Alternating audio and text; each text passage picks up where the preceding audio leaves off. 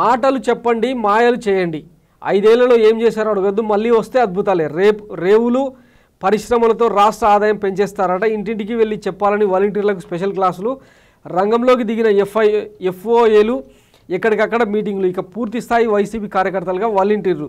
జగన్ మిమ్మల్ని నమ్ముకున్నారని వేడుకోళ్ళు. ఈ 2 నెలలు యాక్టివ్గా ఉండాలని ఆదేశం, లేదంటే తొలగింపుకు తప్పదని హెచ్చరికలు. వేతనం పారితోషికం పేరుతో వాలంటీర్ల పైన వల.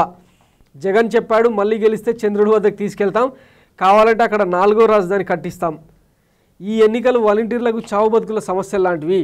జగన్ మిమ్మల్ని నమ్ముకున్నారు, మిమ్మల్ని నమ్ముకునే ఎమ్మెల్యేలను మంత్రుల నియోజకవర్గాలు కూడా మార్చేస్తున్నారు. రాబోయే రోజుల్లో ప్రభుత్వ ఉద్యోగుల కంటే వాలంటీర్లకు కీలకం అవుతారు. ఇదే జగనన్న ప్రభుత్వ ప్రత్యేకత. ఇది ఎఫ్ఓఏ ప్రతినిధుల క్లాసు.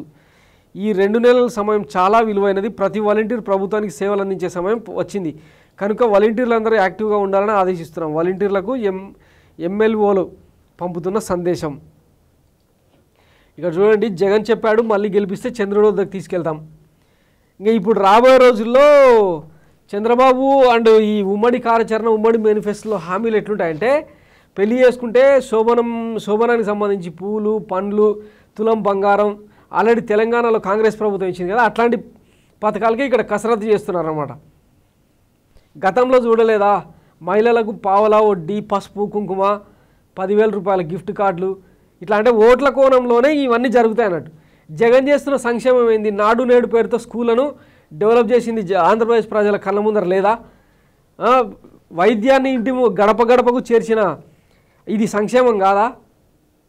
వీటన్నిటిని మర్చిపోయి ఇట్లా తిక్క పోస్టులు పెడతా ఉంటారు అన్నమాట వీళ్ళు. రాబోయే రోజులు అంటే వీళ్ళు ఇచ్చే హామీలు ఎట్లా ఉంటాయో, ఎంత కామెడీ పీసులుగా మారుతాయో, సోషల్ మీడియాలో ఎంత ట్రెండింగ్లోకి వస్తాయో, ట్రోల్స్ అవుతాయో చూస్తాం కదా. ఇప్పటికే మొన్న ఏదో సభలో మాట్లాడాను కదా, ప్రతి నెల 1వ తారీఖునే పెన్షన్లు ఇస్తాం తమ్ముళ్ళు అని చెప్పి చంద్రబాబు నాయుడు మాట్లాడిన డైలాగు బాగా వైరల్ అయింది. ఇప్పుడు రావట్లేదా పెన్షన్లు?